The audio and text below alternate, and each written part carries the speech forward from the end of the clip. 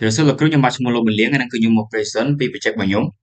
chẳng thì mỗi cứ website bao nhiêu mình mua thang đập vô anime cứ chỉ website đã ban mà cả lang sầm đập là đập vào tiêu chuẩn mà anime hay website bao nhiêu cứ mình user friendly hay năng responsive từ lượt device bằng này hay thay cái user cứ mỗi nhóm đã sẵn khăn từ lượt này đã có trong mưa anime bên ta có bảo bảo trong cả mưa anime hay chụp giá cứ việc rồi còn mưa nó cứ mình từ này chỉ càng mà tràn chẳng mỗi nhóm cũng có saiបញ្ហាទាំងអស់ហ្នឹងអញ្ចឹងបញ្ហាដែលយើងចង់លើកឡើងបន្តទៀតគឺ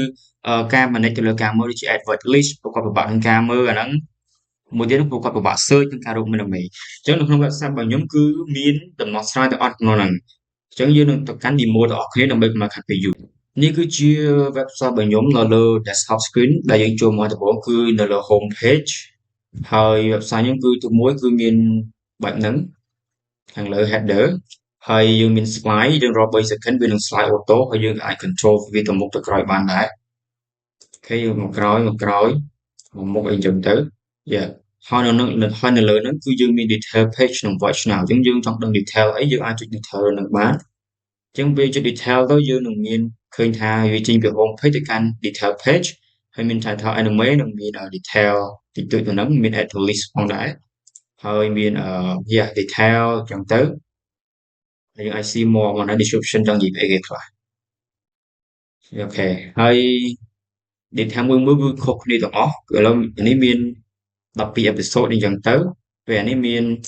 500 episode អីចឹងទៅអញ្ចឹងវាខុសគ្នាទាំងអស់យ៉ាវា match ទៅកាន់ anime មួយទាំងអស់ហើយចំពោះនេះគឺ trending anime ដែលខ្ញុំដាក់8កាតនៅក្នុងហ្នឹងហើយពេលខ្ញុំដាក់ cursor លើទៅវា load transition បែបហ្នឹងឲ្យយើងយ៉ាអូខេអញ្ចឹងយើងអាចចុចមើល anime ចុច watch now នេះក៏បានអញ្ចឹងអូខេអញ្ចឹងនៅក្នុងវីដេអូគឺយើងឃើញថាយើងជិះពី home page ទៅកាន់ TV series ទៅកាន់ title anime ដែលយើងបានមើលនោះហើយយើងមាន list episode យើងអាច scroll មើលបានហើយយើងអាចដឹងថាយើងកំពុងតែមើល episode ណានៅក្នុងវីដេអូហ្នឹងហើយយើងកំពុងនៅ season ទី1អញ្ចឹងទៅហើយវីដេអូនេះគឺជាវីដេអូ default ទេអញ្ចឹងខ្ញុំអត់មាន customize បន្ថែមអីទៅលើហ្នឹងទេយើងអាចចុច full screen បានដែរបាទហើយអាចចូលមើល season ទី2បានដូចគ្នា season ទី2យ៉ាវានៅលើប៉ុណ្នេះ episode 17និយាយទៅបង្ហាញ episode 17អញ្ចឹងវាងាយស្រួលដល់អ្នកមើលព្រោះគាត់ដឹងថាគាត់នៅក្នុង episode ណា season ណាអញ្ចឹងទៅ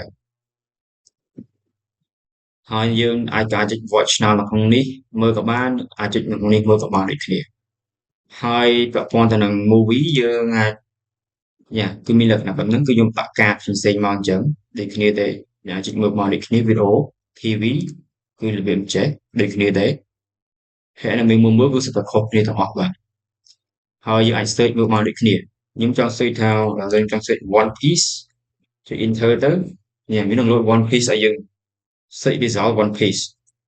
ហើយមួយទៀតធម្មតាយើង search ត្រូវការវាយអីមួយយើង enter ពេលយើង enter ទៅទេអញ្ចឹងវានឹង alert ប្រាប់យើងថាឲ្យយើង enter សិនយ៉ាអញ្ចឹងបើឧទាហរណ៍ថាខ្ញុំចុចអក្សរ O មួយយើង enter ទៅអញ្ចឹងវានឹងចាប់រក anime ណាដែលវាផ្ទុកនៅអក្សរ O នៅក្នុងហ្នឹងឃើញទាំងអស់យ៉ាឬក៏យើងវាយ one ហ្នឹងទៅវាចាប់រកពាក្យ one ក្នុងហ្នឹងយ៉ាចេញ One Piece ឲ្យមកអញ្ចឹងទៅហើយចំពោះ login វិញគឺយើង login សម្រាប់ទៅកាន់ feature add to list ទីថាយើងមាន detail sorry យើងមាន detail ទៅនេះហើយយើងមាន add to list អញ្ចឹងយើងចង់ add to list យើងចង់ដឹងថាយើងដាក់អានេះ complete អញ្ចឹងយើងត្រូវការ require login សិនដើម្បីយើងអាច add to list បានយ៉ាអញ្ចឹងយើងនិយាយណាមួយ add to list យើងមិនបាច់ add នៅហ្នឹងក៏បានដែរយើងអាច add នៅកាតមួយក៏បានដែរគឺថា add នៅនេះក៏បានដែរបុកហ្នឹងអញ្ចឹងយើងចុចទៅវាត្រូវការ require login ហើយអញ្ចឹងយើង login គឺមានលក្ខណៈ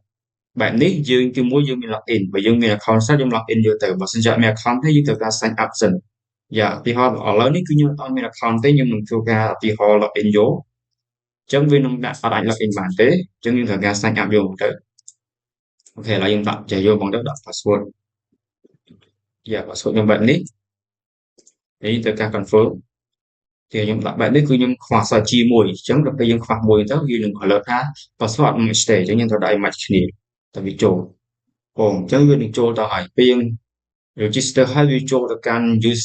profile page ហ្មង profile page នេះគឺមានលក្ខណៈបែបនេះយ៉ា profile យើងអាចចូលដូររូបភាពគេឲ្យដាក់រូបភាពណាមួយអញ្ចឹងទៅរូបភាពនេះយ៉ាអញ្ចឹងវាកាន់ជាប្រកាន់នេះហើយរូបភាពហ្នឹងហើយចេញពី page ហ្នឹងមកគឺនឹងភ្ជាប់ទៅកាន់រូបភាពហ្នឹងទាំងអស់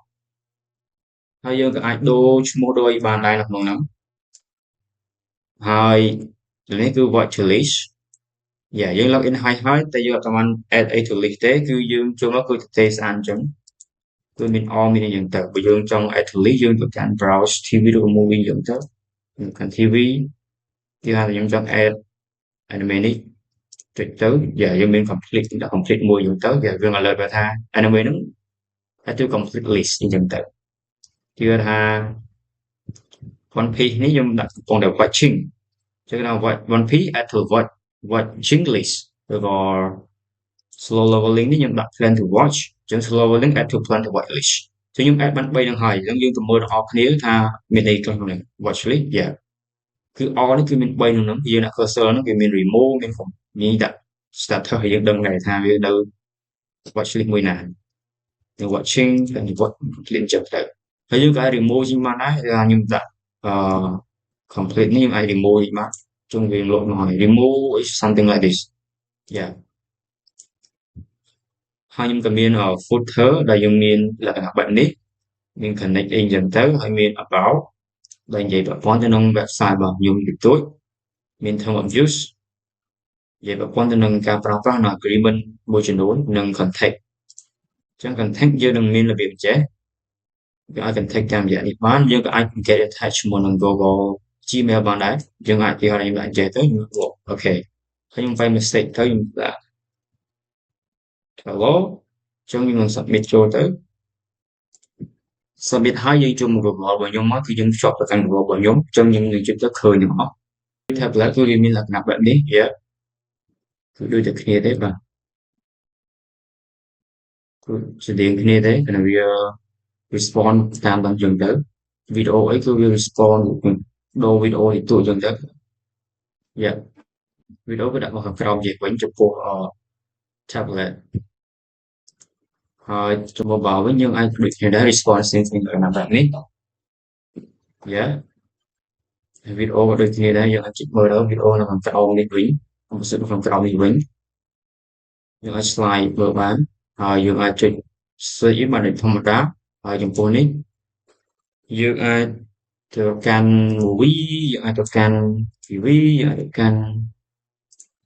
profile អីយ៉ាងទៅអាចបានទាំងអស់ហើយយើងអាចទៅកាន់ watch list អីយ៉ាងទៅ watch list យើង add ចូលឃើញទាំងអស់ហើយយើងអាច log out ចូលបានដែរពេលយើង log out ចូលទៅយើងចូលម្ដងទៀត